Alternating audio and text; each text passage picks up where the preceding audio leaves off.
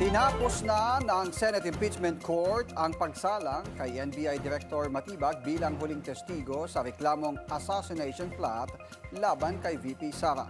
Pero sa bagong impormasyon na binigay ni Matibag, may mga tinukoy siyang posible umunong persons of interest sa nasabing reklamo.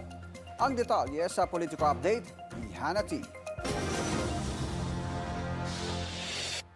May mga miyembro umano ng security group ng BISE ang posibleng persons of interest pagdating sa kinausap ni VP Sara na maaaring pumatay umano kina PBBM, First Lady Liza at dating Speaker Martin Romualdez. Yan ang bagong impormasyong ibinahagi ni NBI Director Melvin Matibag kaugnay sa reklamong assassination plot laban sa VP. On a scale of 1 to 10, nasa 6 to 7 daw ang indikasyong may kalalabasan ng investigasyon ng ahensya na magtuturong may kinontrata talaga si VP Sara.